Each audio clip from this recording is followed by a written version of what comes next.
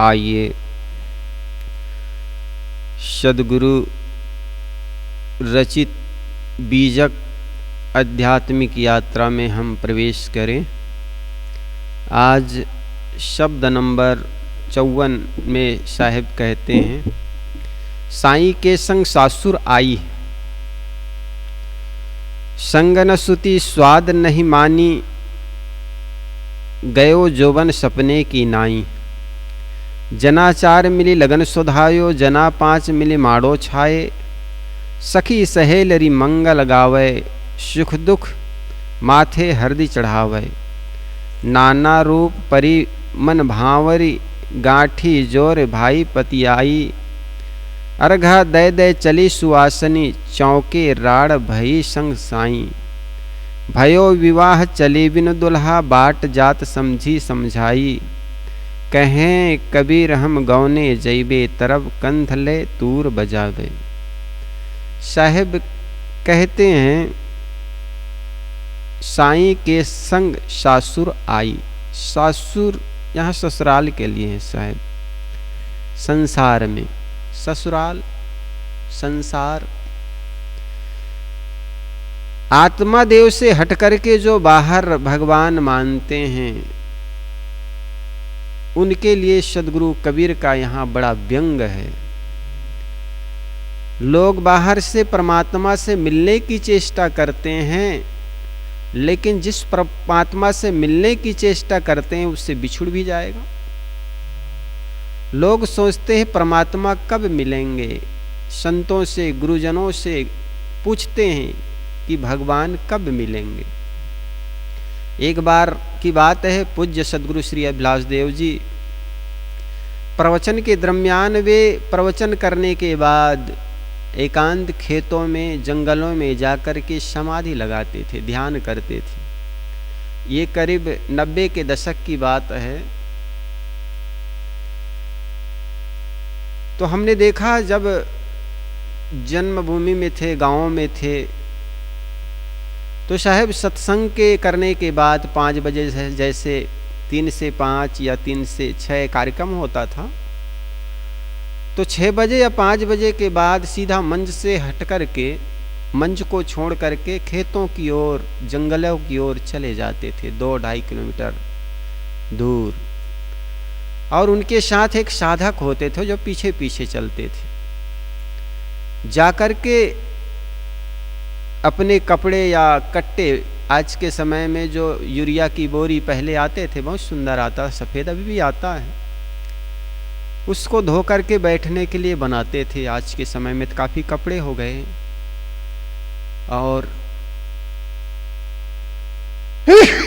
कपड़े का प्रयोग करके हम आसनी बना लेते हैं, लेकिन उस समय कपड़े का थोड़ा अभाव था। अभाव नहीं भी था तो कपड़ा को ज़मीन में बिछाने से गंदा हो जाता है, लेकिन जो कट्टे होते थे यूरिया का बोरा, उसको साफ धो करके अगर जमीन में बिछाते थे, झाड़ देने से फिर साफ लगता था। तो उसको लेकर के जंगल में चले जाते थे, वहाँ बैठ जाते थे, घंटों ध्यान समाधि ध्यान करने के बाद वे लौटते थे। एक दिन की बात है, एक साधक मिल गए, चले गए, झुरमुट में बैठे थे गुरुदेव। तो साधक चले गए और जाकर के उनके सामने आंसू बहाते हुए कहने लगा, गुरुदेव भगवान से मिलन कब होगा, भगवान से मिलना कब होगा। सद्गुरु श्री अभिलाष साहेब जी तत्क्षण उनको एक प्रश्न पर प्रश्न कर दिया, अच्छा भगवान से मिलन कब होगा कहते हो, तो भगवान से बिछुड़न कब हुआ ये बताओ, और तुम भगवान से बिछुड़ने का तारीख बता दो तो मैं भगवान से मिलने का तारीख बता दूंगा। मिलना तो उससे होता है जिससे तुम बिछड़ो हो, और जिससे तुम बिछड़े ही नहीं हो उससे मिलन क्या होगा। बाप बेटे बिछड़ जाते हैं, माँ बेटी बिछड़ जाते हैं, और बिछड़े हुए का मिलन होता। कभी ऐसे देखे हो कि विदेश के आदमी एक दूसरे से मिलता हो और कहता हो कि हम बहुत दिन बाद मिले हैं या बिछुड़ गए थे वो मिले? अरे वो तो पहली बार ही मिल रहा है, बिछुड़ना क्या फिर। तो बिछुड़ना और मिलना उससे होता है जो पहले से तुम मिले हो, उससे मिलना होता है। और पहले से अगर बिछुड़े ही नहीं हो तो उससे मिलना क्या होगा? हमारा भगवान से बिछुड़ना कब हुआ? इसका मतलब पहले मुलाकात हुई थी, पहले मिलन था। तो लोगों का कहना होता है कि परमात्मा से के हम अंश हैं, परमात्मा के हम अंश हैं, वे अंशी हम टूट गए, अब उनसे मिलना चाहते हैं। न तुम पहले मिले थे न अब तुम मिलोगे, क्योंकि जिससे तुम मिले नहीं हो उससे बिछुड़े नहीं हो। बिछुड़न होता है उससे मिलन होता है। तो भगवान से तुम्हारा बिछुड़न नहीं है, तुम वही हो जिसको खोज रहे हो। तुम अपने अस्तित्व को पहचानो, तुम अपनी आत्मा को जानो समझो। जिस परमात्मा को तुम खोज रहे हो वो तुम्हारे बाहर नहीं, तुमको ही खोज रहे हो। खुद ही को कर बुलंद इतना कि तकदीर के पहले खुदा बंदा से पूछे बता तेरी रजा क्या। अपने आप को इतना बुलंद कर दो। किसी शायर ने कहा, खुद से जुदा जानो अधूरा है, खुदी में खुदा लखा दे पीर उसे कहते हैं। खुद से जुदा कोई बताए कि तुमसे परमात्मा बिछुड़ गया है, तुम बिछुड़ गए हो, परमात्मा दूर है, उससे मिलोगे तब खुश हो जाओगे, तब दुखी से मुक्त हो जाओगे। तो साहब कहते हैं वो गुरु अधूरा है, खुदी में लखा दे खुदा पीर उसे कहते। तो इस प्रकार बाहर खोजने वाले के लिए सदगुरु कबीर का यह बहुत बड़ा व्यंग है। साहब कहते हैं साईं के संग सासुर आई। साईं के साथ अर्थात परमात्मा के साथ इस संसार के धराधाम में तुम आए। कोई ऐसा आदमी है जो अपनी आत्मा के अस्तित्व को छोड़ करके आया हो? जिस दिन आत्मा निकल जाएगी तन से, नहीं कर्म बनते न इंद्री न मन से। जिस दिन तुम्हारे आत्मा ये शरीर से निकल जाएगी, इस इंद्रिय और मन से कुछ काम करते नहीं बनेगा। तो तुम जिसके साथ आए हो तुम उसको ही भूल गए हो। तुम अपने पति के साथ ससुराल आए हो, लेकिन पति का सुख तुम भोग नहीं पाए। क्यों? क्योंकि तुम उस पति को पहचाने नहीं और बाहर बाहर तुम पति खोजते रह गए। साहब आगे कहते हैं साईं के संग सासुर आई। इस संसार में तुम आए साईं के साथ, परमात्मा के साथ। अरे परमात्मा है ही, उनके साथ क्या? संगन सुति स्वाद नहीं मानी, गयो जोबन सपने की नाई। साहब कहते हैं उनके साथ सोने का जो आनंद है, उनके साथ जीने का जो आनंद है, परम शांति, उसको तुमने पाया नहीं। गयो जौवन सपने की नाई, और सपने की तरह तुम्हारी जवानी बीत गई। साहब कितना व्यंग करते। तुम उस परमात्मा के साथ ही आए हो, लेकिन समझ नहीं पाए और भूलवश अज्ञानवश तुमने परमात्मा को बाहर बाहर खोजते रह गए। उनके साथ तूने स्वरूप सुख को अनुभव नहीं कर पाए। और क्या गया? गयो जोबन सपने की नाई, है ना। ये जवानी जो है सपने की तरह बीते जा रहे हैं। जना चार मिली लगन सुधायो, जना पांच मिली माड़ो छायो। साहेब कहते जना चार, ये चार जने कौन है? चतुष्ट अंतःकरण, मन चित्त बुद्धि और अहंकार। मन से मनन करते हो, चित्त से चिंतन करते हो, बुद्धि से निर्णय लेते हो, अहंकार से स्वीकृति दे देता। तो बार बार उसकी मनन करते हो। परमात्मा का स्नान कराएं, परमात्मा को भोग लगाएं, परमात्मा के गीत गाएं, परमात्मा को हम सुलाएं, परमात्मा को जगाएं, उसकी चिंतन करते हैं। भगवान तो तब मिलेंगे। ऐसे मान करके उनकी मूर्तियों को, उनके फोटो को, उनकी काठ की बनी हुई पुतले को हम सुलाते हैं, डुलाते हैं। जना चार मिले लगन सुधायो, उनके लगन शोधते हो, कैसे मिलेगा? जना पांच मिली माड़ो छायो, ये पांच इंद्रिया मानो उसके माड़ो छा रहे हैं। माड़ो कहते हैं मंडप, है ना, मंडप छाते रहते हैं। जना पांच मिले माड़ो छायो, पांच जने मिलकर पहले ही मांडव अर्थात मंडप छा दिए थे, उसमें विवाह होना था। ये 5 जने 5 तत्व, पांचों तत्वों से शरीर मंडप पहले ही बनकर तैयार है।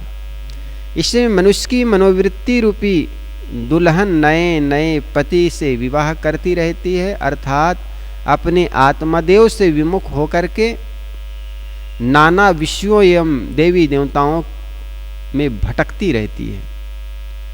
सखी सहेलरी मंगल गावे, दुख सुख माथे हरदि चढ़ावे। विवाह होने के पूर्व ही सखे सहेली अनेक प्रकार के गीत गाते है ना, कई प्रकार के गीत गाने लगती है और संभावित दुल्हन अर्थात कन्या के शरीर को में हल्दी का लेपन उपटन लगाने लगती है। आँख नाक कान जीभ तथा चमड़ी ये 5 ज्ञानेंद्रिया मनोवृत्ति की मानो सहेलियां हैं। ये विषयों के गीत गाती तथा मनोवृत्ति को ये शब्द स्पर्श रूप रसगंध इस विषयों की तरफ खींचती है और सुख दुख की हल्दी मनोवृत्ति दुल्हन के मस्तिष्क पर लगाती है।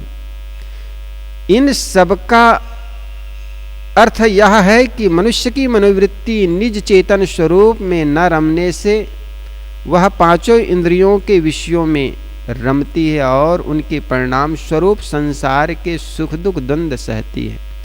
विषयों में क्षणिक सुख मिलता है, पेट भर दुख मिलता है। इन विषयों को चाटोगे तो क्या सुख मिलेगा?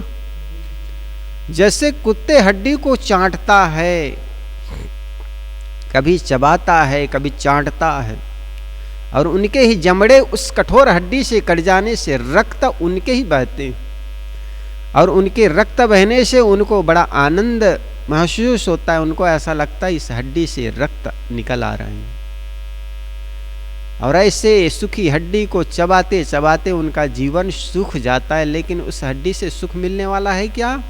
नहीं मिलने वाला। मिलता हो तो बताओ, नहीं मिलता।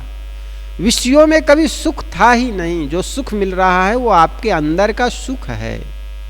तुमने मान लिया इसमें सुख मिल रहा है, लेकिन सुख है नहीं। पेट भर दुख मिलता है, विषयों में क्षणिक सुख मिलता है, लेकिन उससे ज्यादा दुख मिलता है। नाना रूप परी मन भांवरी गांठी जोरी भाई पत्ती आई। साहब कहते हैं विवाह के समय वर वधू के कपड़े की एक और गांठ बांधकर वे अग्नि के चारों ओर तरफ 7 फेरे लगाते हैं। वहां नाना प्रकार के विषयों एवं कल्पित देवी देवताओं के संस्कार जो मन में पड़ते हैं वही मानो फेरा पड़ना है। यहाँ फेरा का अर्थ है चक्कर। संस्कारों एवं भ्रांतियों के चक्कर में मनुष्य की मनोवृत्ति भटकती रहती है। इस मनोवृत्ति दुल्हन ने अपने भाई से भी ही ग्रंथि बंधन कर उसी को अपना पति होने का विश्वास कर लिया। अज्ञान तथा मनोवृत्ति दोनों की उत्पत्ति अविद्या से होने के कारण दोनों भाई मानो भाई बहन हैं। अज्ञानता से मनोवृत्ति,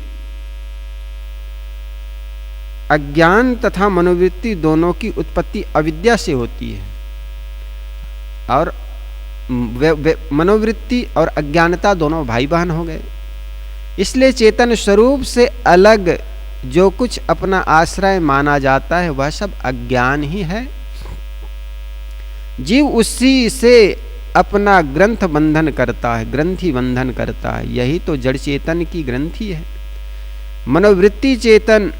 मनोवृत्ति निज चेतन स्वरूप के अलावा जहाँ तक अपनी अवधारणाओं को पति मानती है, सुख का कारण मानती है, वह सब अज्ञान है। इसी के लिए गांठी जोड़ भाई पतियाई व्यंग है। अर्घा दे दे चली सुवासिनी। जब दुल्हन विवाह के बाद ससुराल पहुंचती है तब दरवाजे पर उनके डोले के साथ स्त्रियां आकर दुल्हन के सामने जल गिराती हुई उसे घर में ले जाती। जल गिराना अर्घा देना कहलाता है। यह अर्घा देने का काम सुहासिनी करती। सुहासिनी का अर्थ होता है सुहागनी, पति वाली। विधवा का यह काम नहीं, विधवा यह काम नहीं करती। विधवा उस अवसर पर अशुभ मानी जाती है, सुहागनी शुभ मानी जाती। अतः सुहागनी अर्घा देते हुए दुल्हन को घर में ले जाती है। यहाँ सुहागनी है परोक्ष ईश्वर तथा देवी देवताओं के उपासक भक्त गुरु। अनेक प्रकार के ऐसे भक्त आते हैं, ऐसे गुरु आते हैं और दुल्हन से ये कहती है कि तुम चाहे पूजा प्रश्न करती रहो। ये मनुष्यों की मनोवृत्ति के सामने कल्पित वाणियों का उपदेश करते हैं, यही मानो वे अर्घा देते हैं। वे अपनी रोचक वाणियों से मनुष्यों के मनोवृत्ति की ओर खींचते हैं और यही कहते हैं कि अर्घा देना चमत्कारिक बातों को, महिमापूर्ण बातों को दोहराते उनको ईश्वर की तरफ ले जाना, बाहरी कल्पना भगवान की ओर ले जाना ही अर्घा देना है। दुख यह है कि चौगे डाड़ भई संग साई। दुल्हन चौक में अर्थात ससुराल की वेदी में पहुंचते ही राण हो गई। वो कैसे? अचरज तो यह है कि उनके पति उनके साथ है परंतु वह विधवा हो गई। तात्पर्य यह है कि मनुष्य की मनोवृत्ति रूपी दुल्हन यह तो जानती नहीं कि उनका आत्मदेव उनके साथ है और अज्ञानतावश स्वरूप ज्ञान से वह एकदम अनभिज्ञ है और जिस कल्पित ईश्वर या देवी देवता को अपना पति माना वह तो मिला ही नहीं, वह मिलने की कोई वस्तु नहीं, वह तो केवल मन की कल्पना है। अतएव उसने जिन्हें पति माना वह न मिलने से अपने आप को राण, विधवा, अभाग्नि समझने लगी। मनुष्य को अपने दिव्य आत्मा देव का परिचय न होने से वह बाहर भटकता है और बाहर से उसे संतोष मिलता नहीं। बड़े बड़े संत भक्त सदैव इसी अभाव में दुखी रहते हैं। वृंदावन के महापुरुष को मैं नाम लेता हूँ, त्याग तप और वैराग्य में जरा भी कमी नहीं, लेकिन शरीर सूझ गया है और कहते हैं मैं कहीं जाऊंगा थोड़े, मैं तो सखियों से मिल करके उनके प्रभु से मिल जाऊंगा। मतलब अभी भी अधूरा है। जो अभी नहीं मिला तो कभी नहीं मिलेगा। जीवन में परमात्मा से तुम कभी बिछुड़े नहीं हो। हमारा यार हम में है, हमन को होशियारी क्या, सदगुरु कबीर का पद है, एक गजल है। हमारा यार हम में है, हमन को होशियारी क्या, रहे आजाद इस जग में, हमन को होशियारी का। हमारे यार हम में है, हमारा पीयू, हमारा परमात्मा हमसे जुदा कहाँ हुआ, और खुद से जुदा ये मानते हो तो समझो तुम अधूरा हो। इसलिए लाली खोजन मैं चला, मैं भी हो गई लाल। लाली जिसको खोजने, जिस लाल को, जिस तत्व को तुम खोजने जाओगे वही हो जाओगे। जिस परमात्मा को तुम खोजने बाहर जा रहे हो वो बाहर है नहीं, वही हो ही तुम। साहेब का कितना अच्छा व्यंग पूर्ण बातें यहाँ पर लिखते हैं जो ईश्वर को बाहर खोजते। स्वरूप ज्ञान से वह एकदम अनभिज्ञ है और जिस कल्पित ईश्वर एवं देवी देवताओं को अपना पति मानना वह तो मिला ही नहीं, वह मिलने की कोई वस्तु नहीं, वह तो केवल मन की कल्पना है। अतएव उसने जिन्हें पति माना वह न मिलने से अपने आप को राण, विधवा, अभागिन समझने लगी। मनुष्य को अपने दिव्य आत्मदेव का परिचय न होने से वह बाहर भटकता। कितने लोग देखो, देवी देवता लोग कहते हैं ना, देवी आ गई, देवता आ गया, बालाजी आ गया। इन लोगों को एक ऐसी बीमारी है, जब ऐसे ही भाव करने लग जाता है आदमी फड़कने लगता है, उनका शरीर फिर कांपने लगता है, और कुछ का कुछ बोलने लग जाता है, तब कहते बालाजी आ गए। अब ऐसे लोगों को बॉर्डर में ले जाकर खड़ा कर देना चाहिए, और बालाजी आ गए तो लड़ अब पाकिस्तानियों से। बेकार की ढोंग की बात करते हैं ये लोग। अरे बालाजी इनको आएगा तो बालाजी तो कहते हैं सर्वज्ञ है, सर्वशक्तिमान है। जब सर्व है, सर्वशक्तिमान है और बालाजी तुम पर आ गया तो क्या क्या घटना घटने वाली ये सारी घटनाओं को बता देते। सर्वशक्तिमान है तो उसको बचा लेते, तब तो जानते बालाजी आप में आया है। लेकिन ये पाखंड पूर्ण बातें भोली जनताओं को ठगने के लिए, और भोली जनता भी उनके पीछे पागल हो जाते हैं। ओ बालाजी आ गए, अरे बालाजी आएगा ऐसे आ जाएगा। साहब कहते हैं बाट जात समझी समझाए, भय विवाह चली बिन दुल्हा। साहब कहते हैं विवाह हो जाने के बाद दुल्हन बिन दुल्हे के चले तो वह दुर्भाग्य है। मनुष्य की मनोवृत्ति ने किसी परोक्ष ईश्वर देवादि से अपनी सगाई तो कर ली, परंतु उसे न पाने से वह बिना दुल्हे के चली। यही चली का मतलब है जीवन यापन करना, अर्थात ईश्वर की भक्ति करते हुए भक्त जीवन यापन कर रहा है। इसके बहुत समय बीत गए परंतु उसे दुल्हा ना मिला, उसे मिलने वाला भी नहीं है। बाहर से जीव को कोई दुल्हा, कोई ईश्वर नहीं मिलने वाला है। संसार में जो मिला है वह छूटता है। माया की चीजें मिलती है और मिलकर छूट जाती है। यदि ईश्वर भी कुछ है और वह मिलता है तो मिलकर अवश्य छूट जाएगा। न छूटने वाले ईश्वर तो मनुष्य की अपनी आत्मा ही है, परंतु वह उसे समझता ही नहीं और बाहर ईश्वर खोजता है, इसलिए वह भटकता है, अपने आप को बिना दुल्हे के समझता है। बाट जात समझी समझाई, समझी भक्त गुरु है। वे भक्त साधकों को भक्ति पथ में चलते समय उन्हें धैर्य देकर समझाते हैं। वे कहते हैं कि तुम घबराओ मत, तुम्हें परमात्मा अवश्य मिलेगा। बाट जात समझी समझाओ। धर्मगुरु लोग ये समझाते हैं कि तुम घबराओ मत, जरूर तुम्हें परमात्मा मिलेगा। इस प्रकार के उल्टी सीधी बात वे समझाते रहते हैं। तुम प्रेम लक्षणा भक्ति करते जाओ।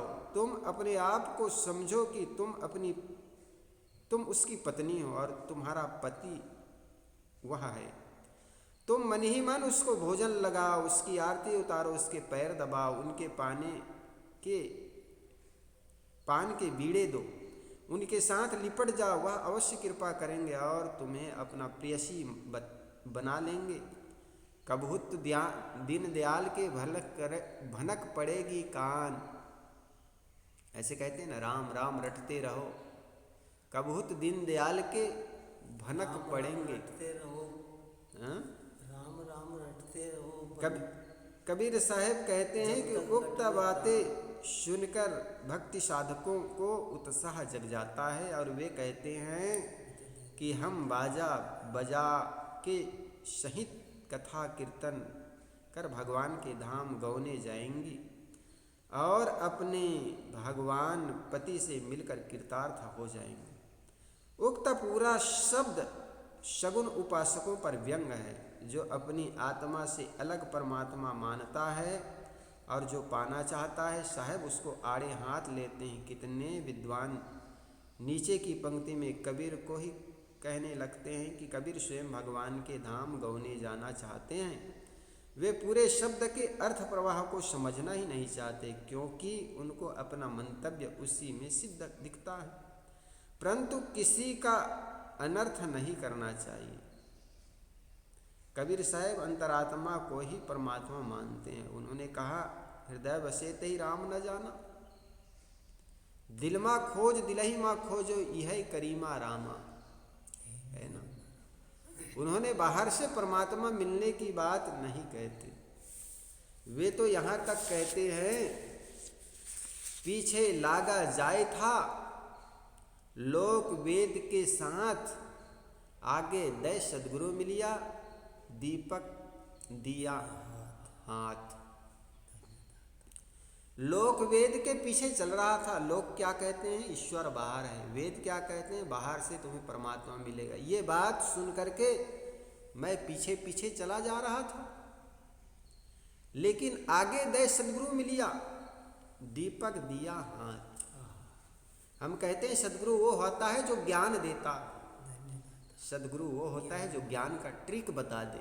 ज्ञान आपको कैसा मिलेगा, अर्जन होगा, इसका बता दे, ट्रिक बता दे, एक रास्ता बता दे। ज्ञान दे दे वो गुरु नहीं, बल्कि ज्ञान का ट्रिक बता दे, रास्ता बता दे। वो है सदगुरु, जिसको बुद्ध ने कहा अपदीप भाव, अपना दीपक स्वयं बनो। केवल आपको दीपक दे दिया, केवल आपको पारक सिद्धांत दे दिया। अब ज्ञान आपको अर्जन करना है, तौलना। अब शुद्धि अशुद्धि की बात बता दी, समझना आपको है। अब लोगों को कब पैर दिन भर चल रहे हो और आसनी बिछाते हो, और आसनी में पहले पैर धर देते हो और उसी में बैठ जाते हो। हाँ साहब जी, हमारी भूल साहब। अब ये ज्ञान शुद्धि अशुद्धि के बारे में बता दिया। अब ज्ञान तुमको करना। शौच गए, जिस हाथ से पानी लिए उस हाथ का प्रयोग नल बंद करने, कपड़ा ठीक करने, गेट खोलने में ना करो। दूसरे हाथ, जिसको आप दायां हाथ कहते हो, राइट हैंड, उसका प्रयोग करो। बाहर आकर के खूब लेफ्ट हैंड को, रॉन्ग हेड को, हाथ को मांजो मिट्टी से 3 बार, फिर दोनों मिलाकर 2 बार, 5 बार अच्छे से मांजो, फिर कपड़े ठीक करो। दोनों हाथ से करना है तो स्नान करो, कपड़े सब धो, तब किचन में आकर के भोजन बनाओ। शुद्धि अशुद्धि का ज्ञान नहीं, और कपड़े उसी हाथ में ठीक कर लिए, उसी हाथ में नल बंद कर लिए, उसी हाथ में गेट बंद कर लिए, और वही कपड़ा पहन कर चले आए किचन में, वहीं एकदम बस कपड़ा छू छू करके फिर रोटी बेल दिए, अशुद्धि हो जाती। इसका ज्ञान रखना चाहिए। इसी को पारक ज्ञान कहते हैं। इसी को तो गुरु ने एक दीपक दे दिया, अब उससे ज्ञान आगे करना है। कहाँ तक गुरु जाएगा आपके साथ? दीपक दे दिया, उस दीपक से अब समझो, अपनी आंखें खोलो, अपने ज्ञान की दीपक स्वयं जलाओ। दीपक हाथ में दे दिया, अब आगे बढ़ो उस दीपक को लेकर के। बार बार रोकेगा टोकेगा, हर जगह थोड़े गुरु मिलेगा। अपना गुरु स्वयं बनो, अपना दीपक स्वयं बनो। तो सद्गुरु कबीर का यह जो पद है वो ईश्वरवादी, जो बाहर से ईश्वर मानेगा, सगुण उपासक, ऐसे लोगों के लिए बहुत बड़ा व्यंग है। साहब कहते हैं, निज स्वरूप से पृथक परमात्मा खोजने वालों पर व्यंग करते हुए कहते हैं, साईं के संग सासु आई, संग न सुधि स्वाद नहीं मानी, गयो जुबन सपने की नाई। जना 4 मिली लगन सुधायो, जना 5 मिली माड़ो छाए। सखी सहेलरी मंगल गावे, दुख सुख माथे हर चढ़ावे। नाना रूप परिभन मन भावरी, गांठ जोरी भाई पतियाई। अर्घा दय लय चली सुहासनी, चौके राड़ भई संग साई। भयो विवाह चली बिन दुल्हा, बाट जात समधी समझाई। कहें कबीर हम गौने जैबे, तरब कंतले दूर बजैबे। इस प्रकार निज स्वरूप को छोड़कर, आत्मदेव को छोड़कर बाहर देवी देवता खोजने वाले पर सद्गुरु कबीर का यहाँ प्रसिद्ध व्यंग है।